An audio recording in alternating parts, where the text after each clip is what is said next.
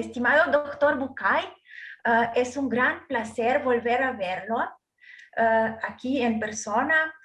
Gracias de parte de los miles de sus lectores aquí en Eslovenia por tomarse el tiempo para esta conversación directa con nosotros.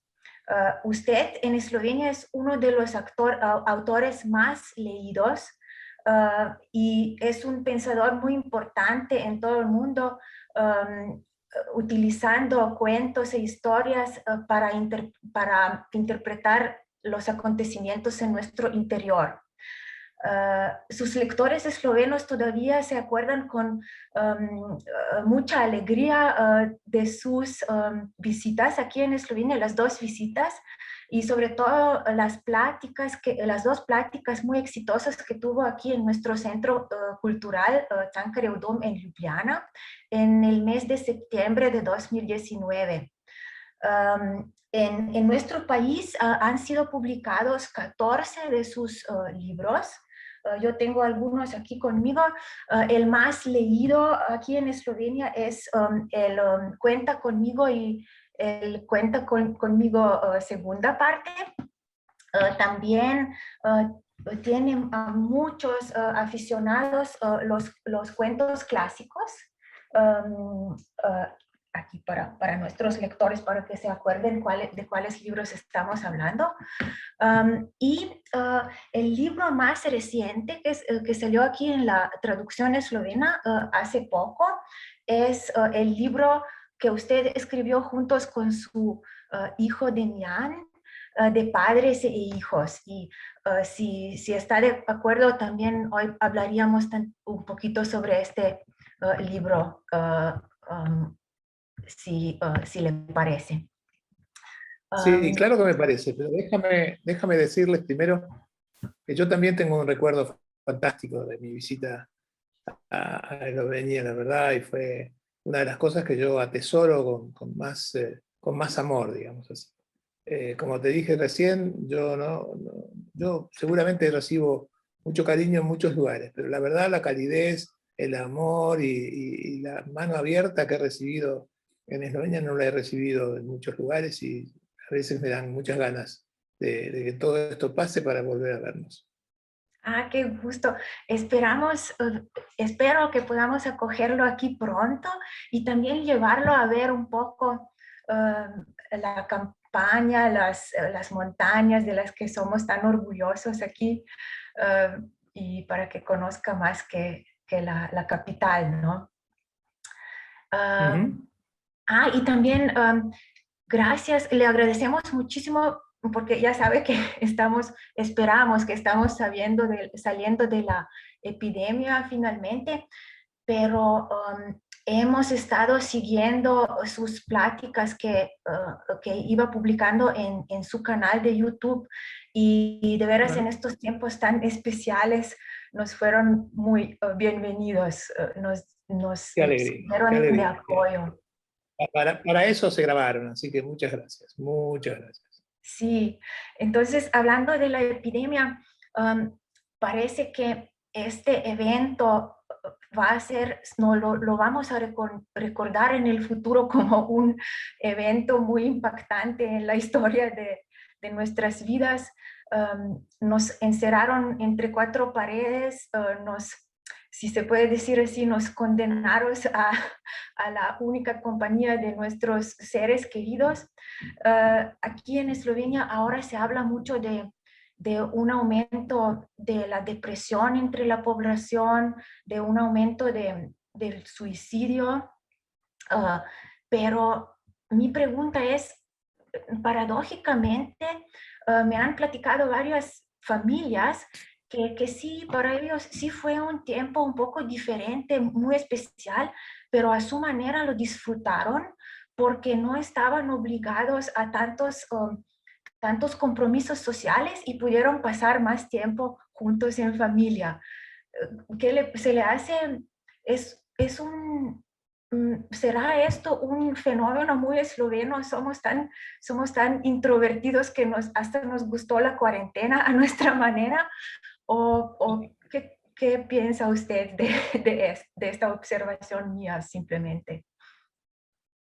En principio creo que es bueno decir que esta pandemia desde el punto de vista médico, los médicos siempre supimos que iba a pasar.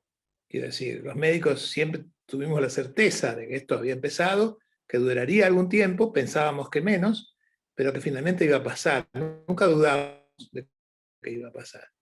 Hoy tenemos algunos lugares donde ya está pasando, pero la certeza esa está confirmada, digamos, ¿no? Que esto va a pasar. Y que va a pasar además significa muchas cosas. Mi padre, que era un humorista oculto, le gustaba mucho hacer bromas con sus nietos y con sus sobrinos. Y entonces, cada vez que íbamos a la casa, él tenía alguna pregunta con un truco, con una trampita, y nos hacía a nosotros la pregunta prometiendo un puñado de caramelos a quien adivinara, entre mis primos y yo. Pero era difícil porque las preguntas siempre tenían una trampa que había que descubrir, ¿no? Y entonces todos dábamos respuestas y respuestas y respuestas, tratando de encontrar la correcta, y él decía no, no, no, no. Finalmente, cuando estábamos cansados y nos aburríamos del juego, él decía, bueno, la respuesta es esta. Y una de esas preguntas, me estuve acordando mucho de mi padre en este tiempo por esto, era la siguiente. Él se juntaba con mis sobrinos y conmigo, con algunos que no habían escuchado todavía el problema, o con algunos que recién llegaban a la familia, y entonces preguntaba, ¿hasta dónde puede entrar un perro en un bosque? ¿Sí? ¿Hasta dónde puede entrar un perro en un bosque? Y nosotros contestábamos, ¿no? Hasta que se cansa, hasta que quiere, hasta que le llega la cuerda que tiene atada al cuello, hasta que cae en un pozo, hasta que se enoja. Contestábamos. Y él decía, no, no, no, no, no. Y finalmente daba la respuesta correcta. La respuesta correcta que él proponía era, un perro puede entrar en un bosque hasta la mitad. Porque después de la mitad, no importa hacia dónde siga, ya está saliendo.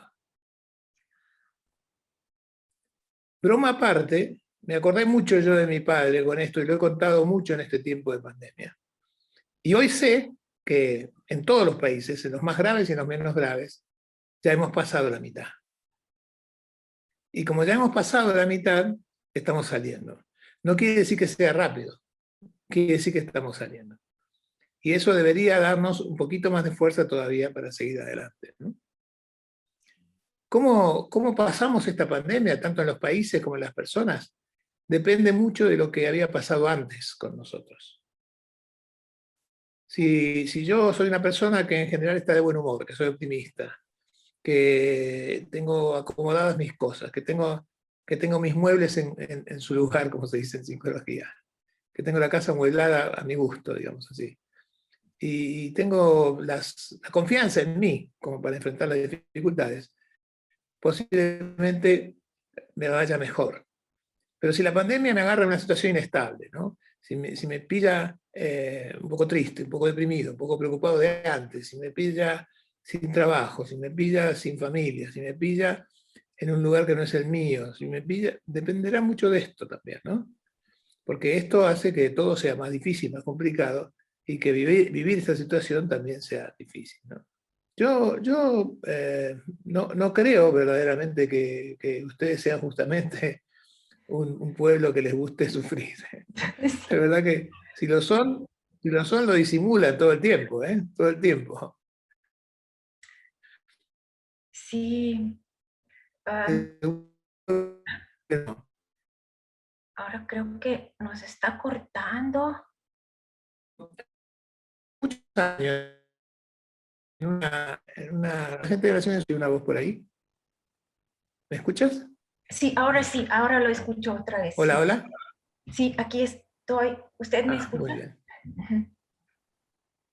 Sí. En Ajá, una reunión con gente de Naciones Unidas,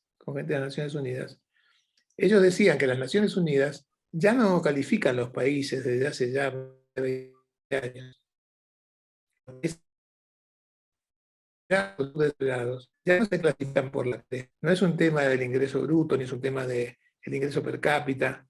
No se mide la cantidad de desarrollo por esos parámetros. Y entonces ya no es el índice de desarrollo económico el que lleva la calificación, sino lo que se llama, y así se llama, índice de desarrollo humano, que contempla no solo el ingreso per cápita, no solo la calidad de vida en el sentido económico, sino también contempla la alfabetización, contempla la salud pública, contempla el Estado de Derecho jurídico, contempla la seguridad, la subjetiva sensación de seguridad que se tiene en el país donde ellos viven. Y en este sentido, el desarrollo humano de tu país y de muchos de los países en la zona norte de Europa están entre los más desarrollados a nivel humano. Dentro de los más desarrollados.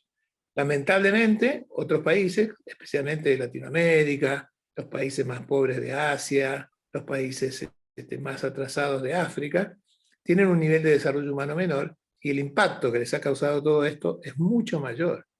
Y ahí ya no tiene que ver solamente con nuestro nivel previo de optimismo, tiene que ver realmente con las condiciones en las que se da. Es mucho más difícil y mucho más peligroso tener COVID no sé, en Ecuador que tenerlo en Finlandia. Sí, sí, así es.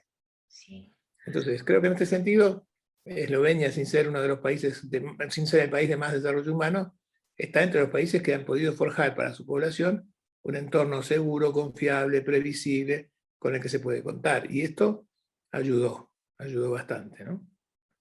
Sí. ¿Y cómo lo ha sentido en Argentina? Y si me permite también usted personalmente, doctor Bucay, su familia y sus seres queridos, ¿cómo pasaron estos tiempos, esta cerrazón? Sí. Yo nunca he vivido esto en Argentina con muy pocas vacunas, con muy pocos testeos, con hospitales rebalsados o casi rebalsados desde hace ya varios meses y ahora más. Yo nunca he vivido las leyes de confinamiento como un encierro. Porque una cosa es que me encierre y otra cosa es que me cuide. Son cosas muy diferentes. Sí. Si yo lo nombro como encierro, me va a agobiar, me va a pesar, me va a preocupar. Pero si puedo hacer lo mismo que hago, pero decir, no estoy encerrándome, estoy cuidándome. Estoy haciendo lo que es mejor para mí. De hecho, la llave de la puerta de mi casa la tengo yo, no estoy encerrado. Pero sería muy bueno para mí que no la use. Sí. Entonces, la primera cosa es que creo que hay que cambiar un poco el chip para poder sostenerlo un poco mejor, ¿no? No se trata de que nos encerremos, se trata de que nos cuidemos. Y que nos cuidemos, digo yo, de alguna manera, según las circunstancias que a cada uno le toca vivir, ¿no? Habrá momentos en donde hay que cuidarse mucho más y habrá momentos que no tanto, ¿no? Porque las circunstancias son diferentes, porque las personas son diferentes, porque las experiencias son diferentes. Yo creo que una más de las bendiciones que me da la vida por ser médico, yo recibí la vacuna en febrero.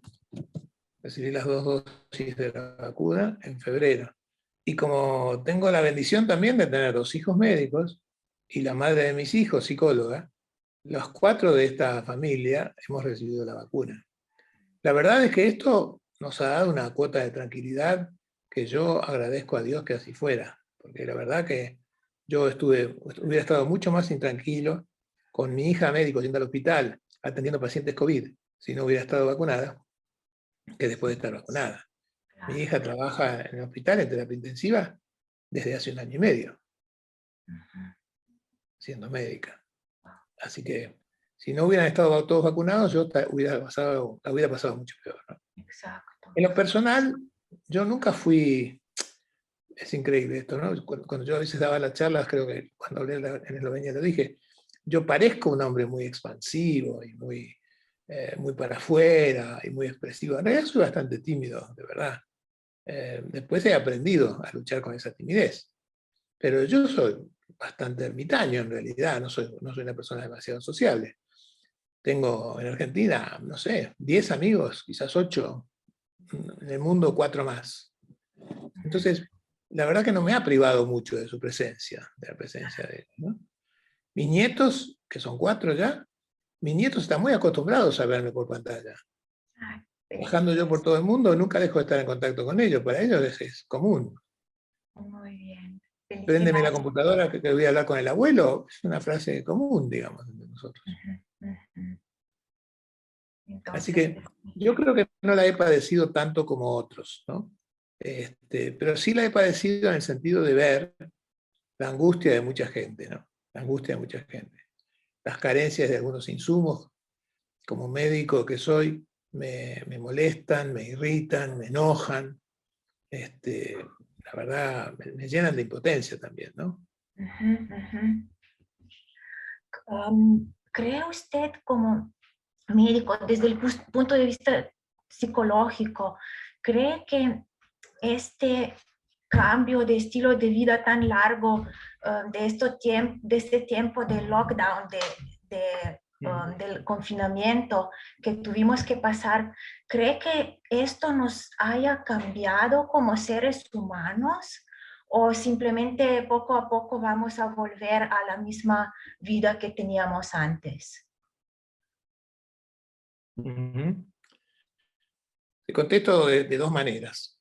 La primera, hay una parábola en filosofía que se llama la parábola de la nave de Teseo, que dice, si yo desarmo la nave de Teseo en pedacitos, la desarmo en pedazos, porque algunos pedazos se rompieron y hay que cambiarlos, o por lo que fuera, la desarmo, y después la vuelvo a armar.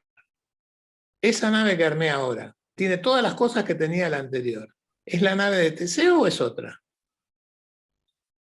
¿Se entiende lo que digo? Es un Sí. planteo, ¿no?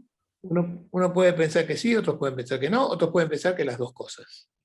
Ah, Yo creo que estos cambios de hábitos tan brutales como han sido, es como desarmarse y volverse a armar. Entonces tú me preguntas, cuando nos rearmemos después del desarme, ¿seremos los mismos o no? Yo creo que sí y no. En parte sí y en parte no. Pero cuando algo cambia en una parte, ya no es lo mismo. ah. Lamento si fui demasiado enigmático con el planteo, ¿no? No, no, Pero creo que uno... Sí, dime. no, no, gracias. No, es muy interesante, es algo lo que uno puede meditar un poco sobre esto. Perdón.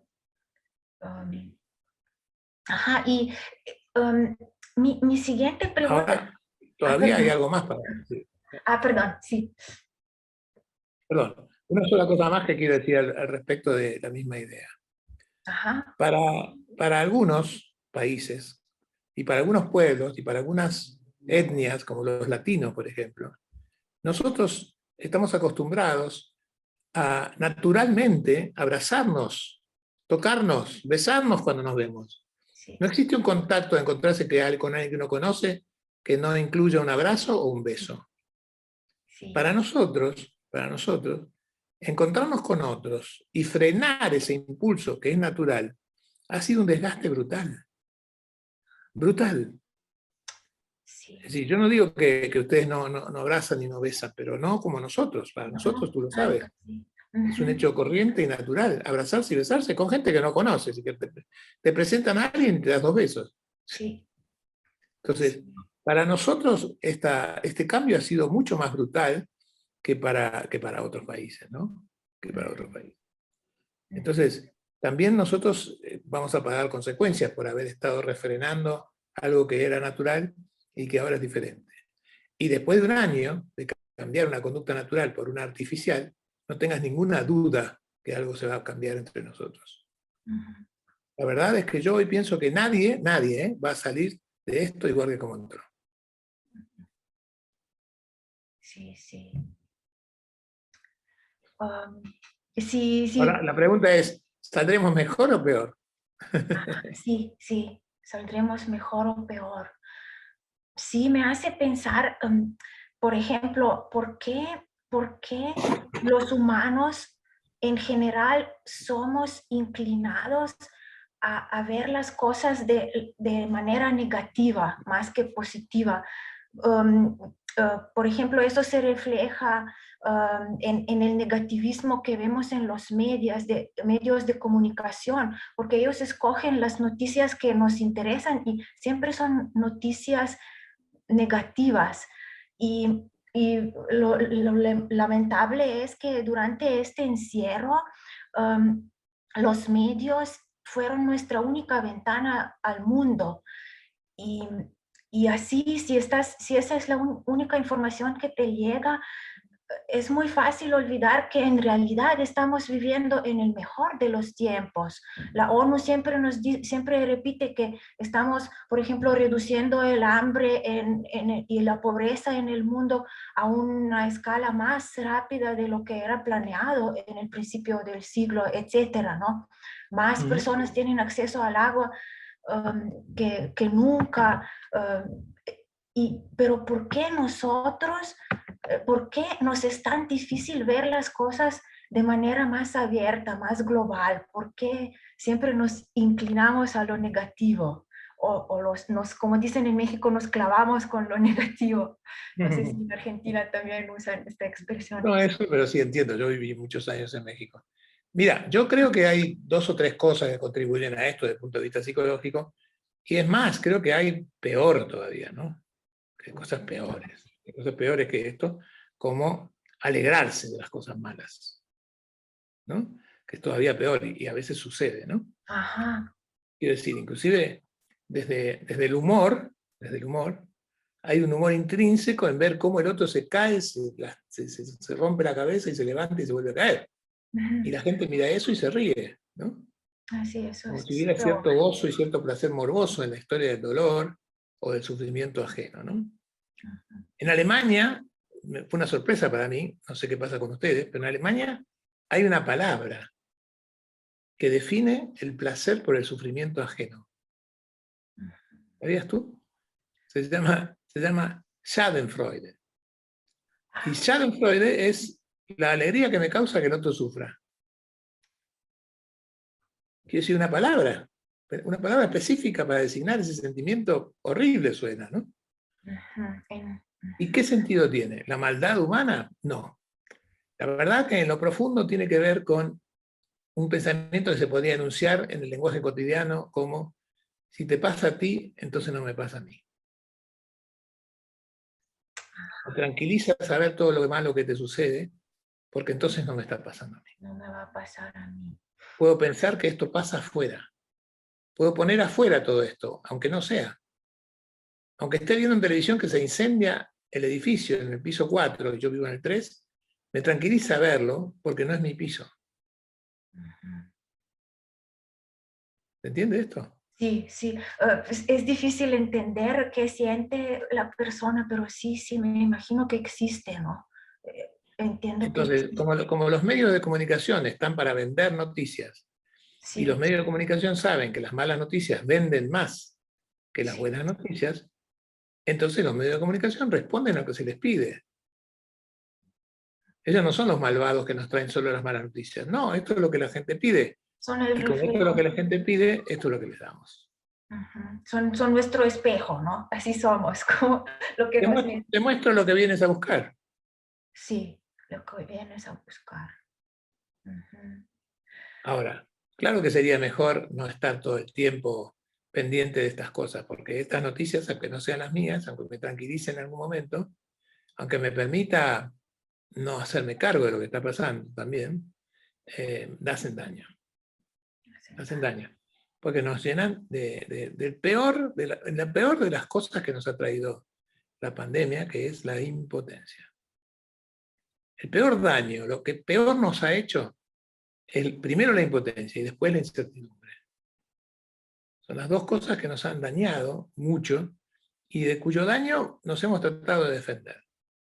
Pero ¿qué pasa con esta defensa? Pasa que esta defensa genera un aprendizaje. Y cuando uno aprende algo y lo incorpora, no es fácil volver a cambiarlo a lo anterior. Entonces, algunas cosas que han quedado como efecto de la pandemia van a seguir estando. 80% de la gente de alguna manera ha hecho home office, ha trabajado desde su casa en lugar de ir a trabajar. 80%, dicen los expertos, durante 80% del tiempo en que estaba la pandemia en alza, digamos, ¿no? No podemos pensar que esas 80 de cada 100 personas van a volver a su vida normal y ya. Muchas se van a quedar ahí. Se van a quedar. Y el que se acostumbró a comprar desde su casa va a seguir comprando desde su casa. Y el que se acostumbró a salir a hacer gimnasia cerca y no tomar un auto para irse lejos, lo va a seguir haciendo. Y el que huyó de la ciudad le va a dar muchas ganas de no volver. Así que creo que hay muchas cosas que han cambiado en nosotros y que muchos de esos cambios que se van a mantener, ¿no? Van a mantener. Sí. Sí, doctor Bucay, si le parece, decimos algunas palabras sobre su último libro, o por lo menos el último libro que salió, el más reciente, Claro. que salió aquí en esloveno, el libro que escribió, como ya lo dije, juntos con su hijo Demian.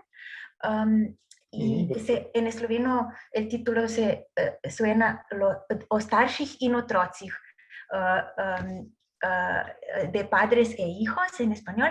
En este libro aborda de una manera muy completa, muy atractiva también, todo el camino de la paternidad. Desde el principio, para usted el principio ya es el deseo de convertirse en padres, luego a través de la infancia, la educación, la independencia y al final la relación del niño con sus padres mayores.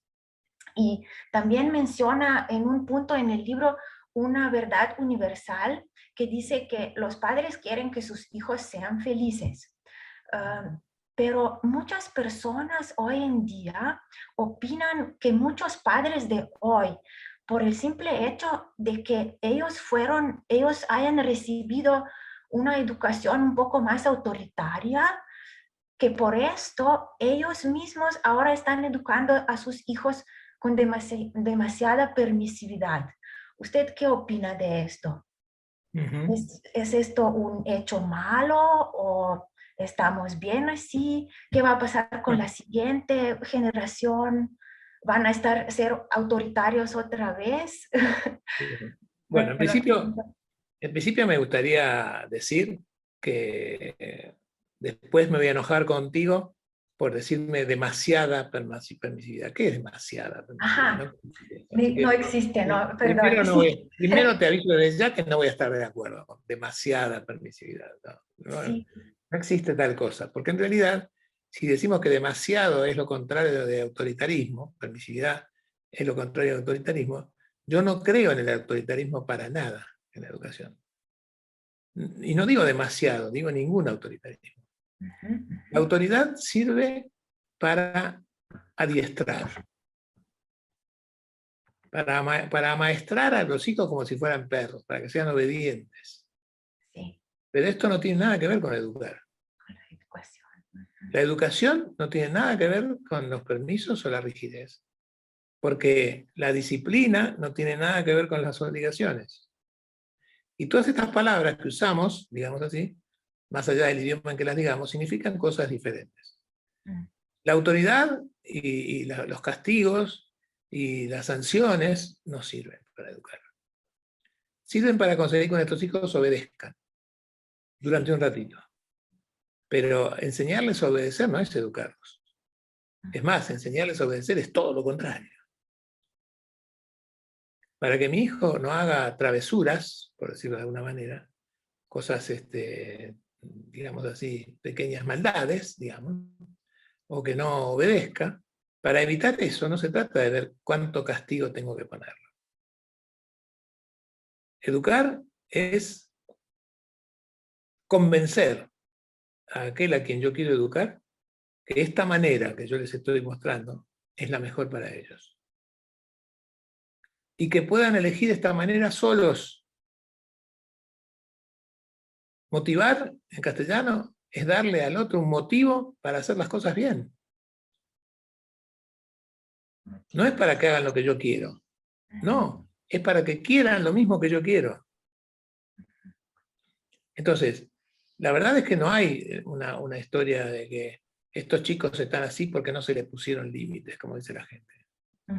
Sí. Estos chicos están así porque nunca hubo padre y madre suficiente en sus vidas como para comprender las consecuencias de violentar ciertas barreras. El padre puede hablar de las consecuencias de tu accionar, pero no de las consecuencias que yo te voy a hacer si haces tal otra cosa o tal aquella cosa. La educación consiste básicamente en que puedas hablar con tus hijos o con tus alumnos, porque es lo mismo, que puedas hablar con ellos tantos como para convencerlos de que tu manera de verla es lo correcto. Porque esto es lo único que servirá para que cuando tú no estés, ellos elijan lo correcto. Sí. Entonces, no me parece a mí que la historia de la demasiada permisividad sea el problema. Ujú. Y tengo que elegir, creo que es más problema la demasiada autoridad que la demasiada permisividad. Los padres tienen que ser educadores, tienen que ser maestros, tienen que ser guías. Los maestros tienen que ser maestros, guías, motivadores. Los dirigentes sociales tienen que ser maestros y guías. No se trata de ver quién tiene el revólver más poderoso, el cañón más destructivo o la bomba más potente. Sí. No, ese es el camino. Ujú. Así que me parece que le echamos la culpa a los jóvenes de ser jóvenes. Y esto es realmente grave, ¿no? ¿Y con qué argumento hacemos esto? Con el mayor de los argumentos mentirosos que usamos los padres. Yo sé más que tú. ¿Quién sabe, ¿No? no? Sí. ¿Quién sabe? Algunas veces será y otras no, ¿no? Dice que un día vino el niño a su casa y llegó un poco más tarde que de costumbre. Y el padre lo estaba esperando, ¿no? Y le dijo, hijo, ¿qué pasa? Que llegaste más tarde, me preocupé. El hijo le dijo, no, papá, discúlpame. Lo que pasa es que estuve en casa de Huguito y estaba llorando y estaba muy mal y no lo quise dejar solo. ¿Por qué estaba llorando? Y estaba llorando porque la maestra le había puesto una mala nota y el padre le empezó a regañar a Huguito por la mala nota. Le preguntó por qué y cuando Huguito le dijo por qué, el padre le dijo, bueno, entonces la maestra tiene razón. Si te puso la mala nota, tiene razón. Así que tenés que aguantarte la mala nota y corregir tu actitud. Y entonces el padre le dijo, bueno, hijito, el padre de Huguito tiene razón. Si la maestra le puso una mala nota por algo que él hizo, entonces la maestra tiene razón y la mala nota corresponde. Y entonces el hijo le dijo, ¿y tú cómo sabes que tiene razón? Tú ni conoces a la maestra, ni conoces a Huguito, ni sabes qué pasó. Y me estás diciendo que el padre de Huguito tiene razón de decir que la maestra tiene razón. ¿De dónde sacas eso? Dice, mira, hijo, si el padre de Huguito dice que la maestra tiene razón, es porque la maestra tiene razón. ¿Por qué? Huguito dice que no. Sí, pero si el padre dice que sí, debe ser que sí. ¿Por qué? ¿Y por qué es el papá? ¿Y eso qué tiene que ver? Y porque si es el papá sabe más que Huguito. ¿El papá de Huguito sabe más que Huguito? Sí. ¿No lo conoces? Sí, pero igual te digo que el papá de Huguito sabe más que Huguito. ¿Y la mamá de Martita sabe más que Martita? Sí. ¿Y tú sabes más que yo? Sí. ¿Y siempre es así? Sí. ¿Y siempre va a ser así? Sí. Dime, papá, dijo el niño, ¿quién inventó el teléfono? Entonces el padre sonrió y le dijo, el teléfono lo inventó un señor que se llamaba Alexander Graham Bell. Ah, ¿y por qué no lo inventó el padre de él, que sabía más porque era el padre? Ajá. Sí, muy buena, muy buena historia. Sí, sí. No siempre los padres sabemos más que los hijos. No siempre no nos equivocamos. Somos infalibles, podemos equivocarnos. La educación hoy pasa mucho por el diálogo. Pero claro, esto tiene un problema. Para dialogar hay que estar. Y para estar hay que tener el tiempo de estar.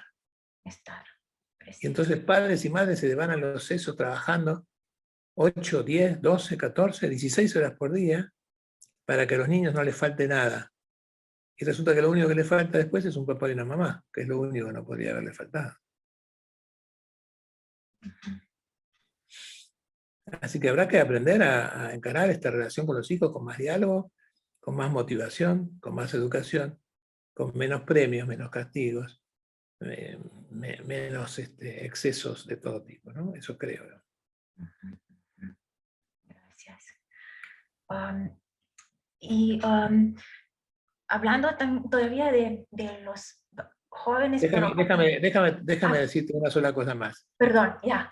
No, Lo lo empiezo interrumpí. ahora, quiero terminar este pedacito con esto. Ajá. Si hay que elegir entre los excesos, prefiero demasiada permisividad y no demasiadas prohibiciones.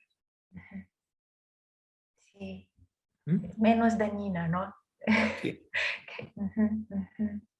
Además, de los demasiados permisos se puede volver siempre. De las demasiadas prohibiciones, a veces no, ¿eh? A veces no. No sé si usted también lo habrá notado si lee tal vez artículos con temas sociológicos y psicológicos.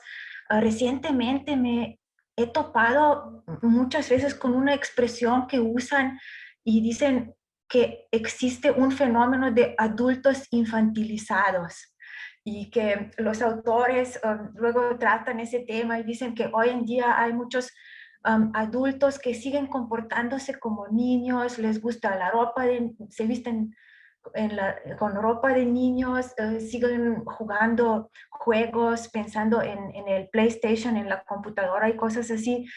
No sé, les gustan las películas de superhéroes y las películas animadas, se transportan en patines, etcétera.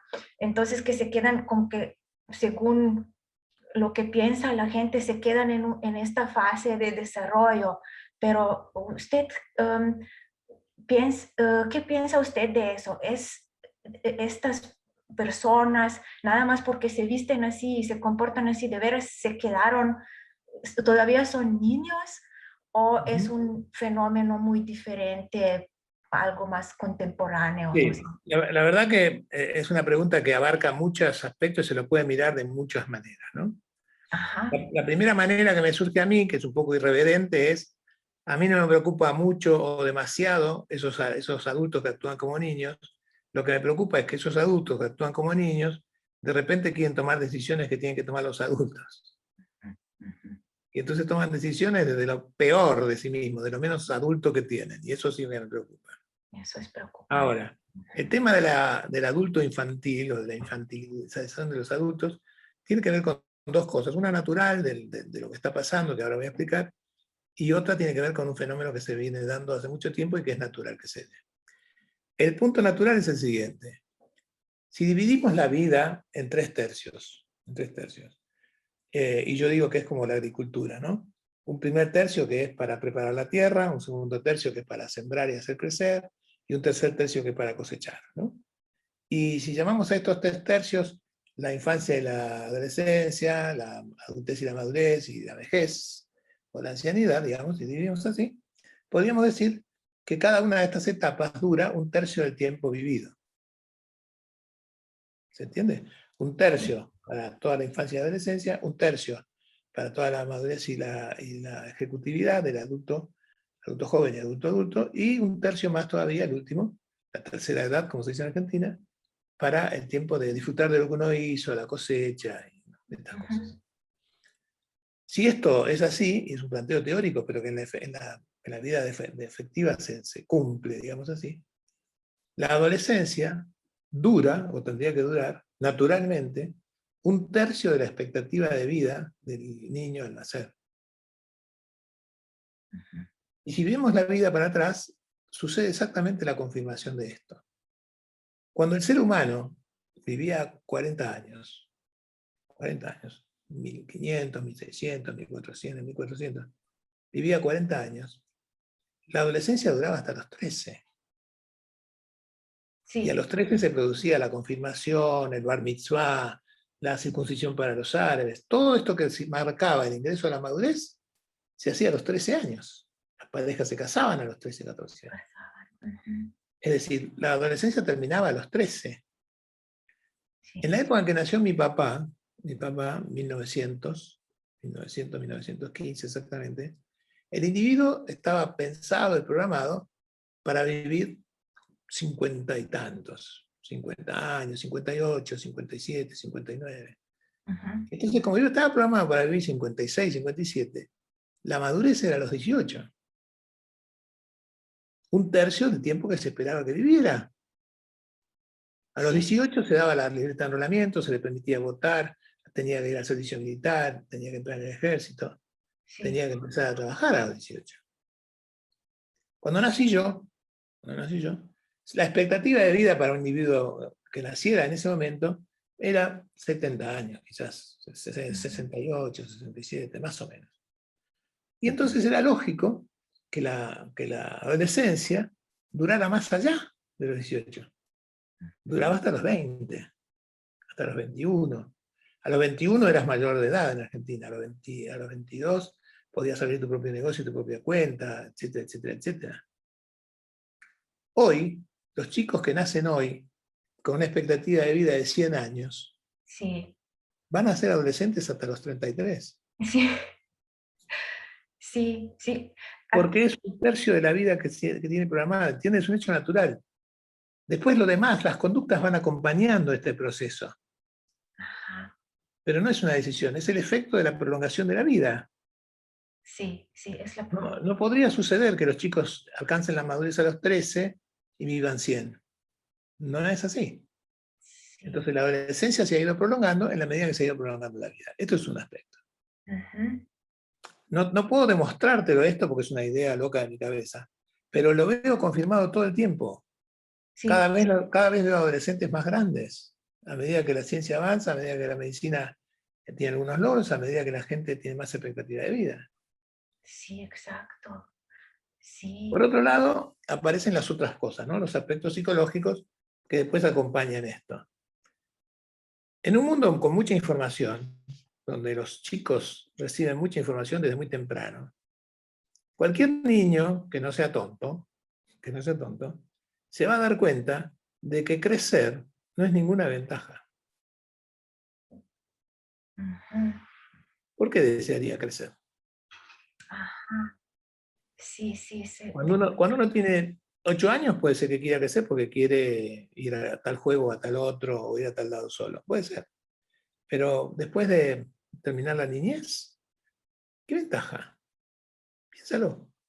¿Qué sí, ventaja tiene ser adulto? trae Tienes más responsabilidades, tienes más más obligaciones, responsabilidades, estás más trabajo. esclavo de la realidad. Nadie se hace cargo de ti todo el tiempo y permanentemente para solucionarte todos los problemas.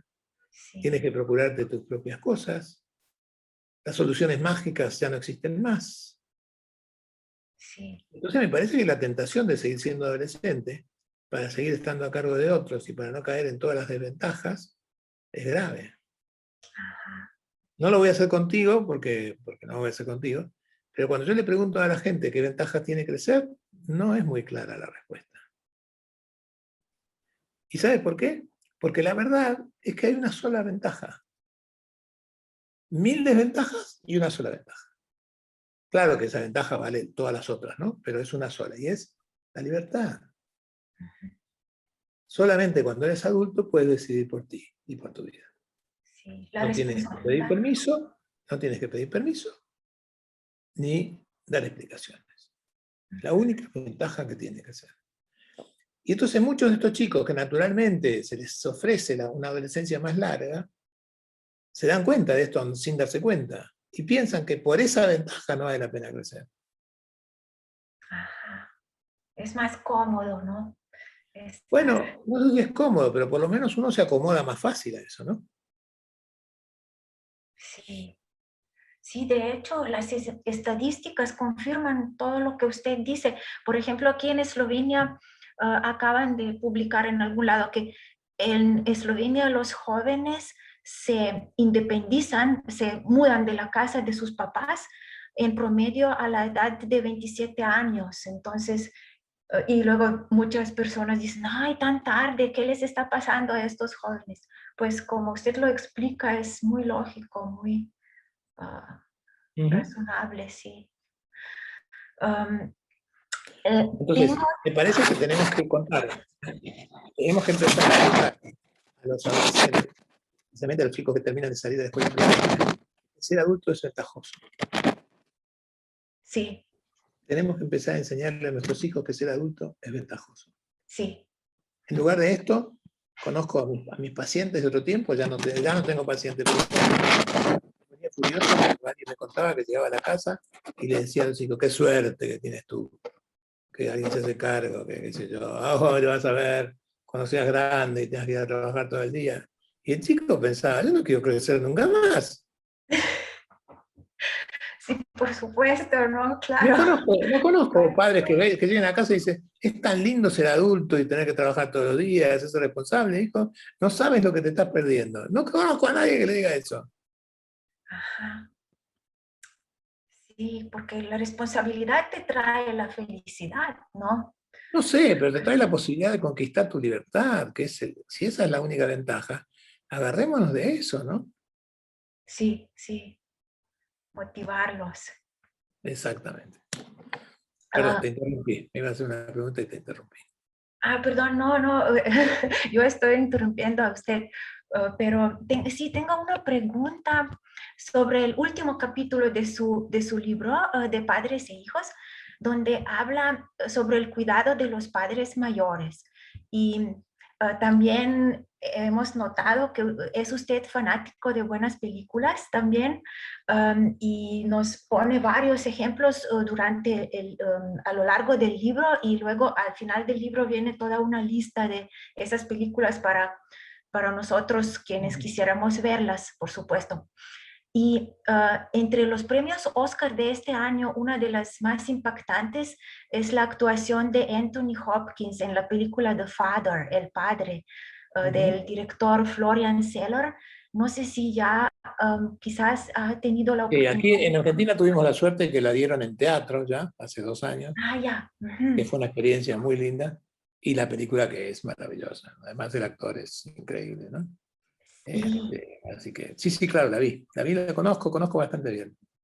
y hace pensar mucho te hace pensar en este tema de las sociedades occidentales donde cuidamos a las personas mayores de una cierta manera, donde luego las personas mayores luchan con mucha soledad, tristeza, a veces depresión, todo debido a la manera de cómo estamos tratando este tema en nuestra sociedad, el tema del cuidado de las personas adultas, ¿no? Mayores. Um, Más, sí, sí, más o menos, ajá. más o menos. Ujú, Porque el problema de cómo tratamos a los adultos mayores es también un problema que se deriva de otras cosas, no tiene que ver con los adultos mayores. El ajá. problema es que en esta sociedad tú vales por lo que tienes, por lo que haces, por lo que eres capaz de hacer, por la trascendencia que has tenido, por los éxitos que vas teniendo, por lo que puedes dar. Cuando uno llega a la época de recibir y de recoger, que es el tercer tercio, ya no estás en condiciones, ni tampoco con fuerzas, como para seguir dando y produciendo tanto. El Sí, desprecio de los viejos es una característica de la sociedad occidental. En Oriente no existe. Al viejo se lo desprecia porque no produce. ajá. Se lo desprecia porque es un estorbo. No se valora ni su sabiduría, ni su capacidad de amar, ni los merecimientos que tiene por lo que ha vivido. Sí. Entonces, la sociedad ha ido descuidando a sus viejos porque no les tienen más mínimo respeto. Ujú, ujú. Entonces, me parece que ahí empieza el problema. El problema no empieza solamente con este tema, ¿no? Del cuidado. Te cuento un Ujú. cuento que cuento poco sobre este tema. ¿Tenemos Sí, tiempo? sí, sí, tenemos, sí, sí, creo que todavía tenemos unos 5 minutos, si le parece.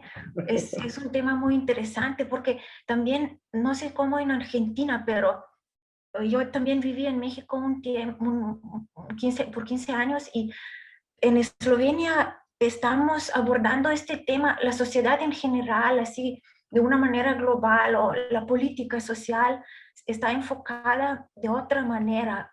Y en México la costumbre es cuidar a tus papás en tu casa. Las casas de los ancianos casi no existen, ¿no? Es una desgracia para la familia si no cuidas a tus papás como se lo merecen. No sé. Es así. Lo que pasa es que, bueno, también depende de la situación económica. Ajá, En México es vergonzoso internar a un padre porque los lugares donde se internan a los viejos son, como se dice allí, depósitos de ancianos. ajá. no son lugares de Son, cuidados. sí. Yo tuve la oportunidad de ver lo que es un geriátrico en Canadá, y yo dije, yo tenía menos de 50 años cuando pasé por ahí, dije, yo me quedo a vivir aquí. Pensé yo, no quiero esperar a los 70, yo quiero vivir acá. Eran lugares realmente encantadores para poder vivir ahí. Pero claro, si el lugar donde me van a mandar mis hijos es un lugar siniestro, perverso, con ratones caminando por arriba de la cama, comiendo mal, mal atendido y Sí, todo eso, entonces está feo, está feo, ¿no? sí, está En feo. Argentina también, el geriátrico es una consecuencia nefasta de envejecer sin dinero. Porque no hay un cuidado social, ya no hablemos de la familia. La sociedad no le da valor al viejo, entonces ¿por qué se lo iba a dar la familia si la sociedad no se lo da? Lo que se hace en Japón, del cuidado venerado por los abuelos, por los ancianos, no es una norma en el resto del mundo, lamentablemente, ¿no? Quiero decir, nada ha dañado más al presente de los ancianos que la invención de la imprenta. Porque antes de la imprenta, el viejo era el reservorio de todo lo que se sabía. Si no te lo contaba el anciano del pueblo, nadie se enteraba de cómo se plantaba el maíz. El libro sacó de carrera a todos los ancianos portadores de la sabiduría que había. Ya no valoramos su sabiduría. Exactamente.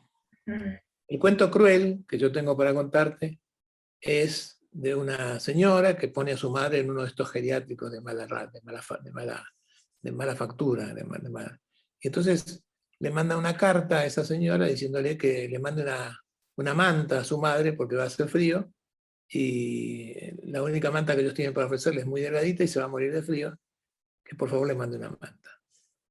Y la madre recibe la nota y se queja de que el sanatorio, el geriátrico le pide eso, y se queja delante de las hijas de ella, las nietas de la abuela, y las nietas estaban de parte de la abuela y dice, bueno mamá, pero si no tiene que comprarle, no hay que comprarle nada, ¿no? En todo caso, que se ocupen ellos, ¿no? Que se ocupen ellos, que después de todo para eso les pago. No, bueno, pero la abuela necesita una manta, comprémosle una manta. No, se tiene que ocupar la clínica. Y las hijas, las nietas se ponen tan furiosas, ¿no? Un día la madre llega más temprano a la casa y ve que las dos jovencitas están con una manta desplegada en el piso y la están cortando con una tijera, la manta. Dice, ¿y eso qué es? Bueno, ¿viste que llegó una nota diciendo que la abuela necesitaba una manta? Bueno, nosotros decidimos con nuestro dinero comprarle una manta. Ah, ¿y por qué la están cortando a la mitad? Bueno, mitad para darle a la abuela ahora y la otra mitad para ti, cuando seas viejita. Ah, sí, qué buena. Sí, es una buena historia. Sería bueno aprender a cuidar a nuestros padres como nos gustaría que nos cuidara a nosotros Sí, cuando seamos mayores, ¿no? sí, así es. Bueno, doctor Jorge Bucay, se nos fue muy rápido el tiempo porque es tan agradable platicar con usted y Muchas gracias. ya me repito, fue un gran gusto de verlo en persona y esperamos que un día pronto podamos realizar su viaje aquí a Eslovenia y llevarlo un Muchas poco gracias, a muchas ver gracias. nuestras bellezas naturales también. Mira, yo digo siempre que hay lugares a los cuales uno va una y otra vez, pero hay algunos lugares a los cuales uno vuelve. No va otra vez, vuelve. Uno Ajá, siente que vuelve cuando algo ha dejado ahí, cuando algo suyo ha quedado ahí. Me ajá. pasa con tu ciudad y con tu país exactamente esto. Tengo ganas de volver a verlos, no tengo ganas de ir otra vez. Así que, Ah, de verdad, no tenga ninguna duda que lo vamos a hacer y que va a ser un gran placer. qué bien, sí. Sí, tal vez lo que siente es que, como dice, que ha dejado cosas aquí, porque ya nos ha dejado 14 títulos de sus libros y aquí los tenemos y los queremos mucho. Muchísimas gracias, muchísimas gracias. Sí, así que ya lo voy a dejar, ya no le voy a tomar más tiempo, pero le agradezco mucho por su tiempo. Les agradezco a nuestros nuestros lectores que nos van a ver este video. Apenas lo traducimos, lo vamos a publicar en YouTube. Y invito a todo el mundo a leer sus libros porque son una fuente de sabiduría eterna. Yo los quiero mucho aquí. Mis libros suyos, aquí tengo mi colección. Más. Muchas gracias. Muy Muchas bien. gracias. Gracias. Y creo que ya... Gracias. Ojalá nos encontremos a la salida del bosque este. Ya sabemos que estamos todos saliendo por el cuento de mi papá. Sí, a la Así salida del que bosque. nos vamos a encontrar a la salida para ver estas cosas que a mí tanto me gustan de tu país, ¿no? La gente, Sí. los lugares y los restaurantes. ¡Ah! Ah, qué bien, le gusta la comida, qué bien. Sí, Muy yo bien. no me acuerdo de los lugares en que he comido comida tan rica, tan rica. Ah, qué No bien. Pues puedo, le no puedo vamos. saber cómo se llama, porque no puedo pronunciar sus nombres, lo tengo anotado, pero me acuerdo del gusto en el paladar. Ah, qué bien. Sí, nos gusta la comida aquí. Le vamos a cocinar algo bueno con usted. Gracias, muchas gracias. Gracias.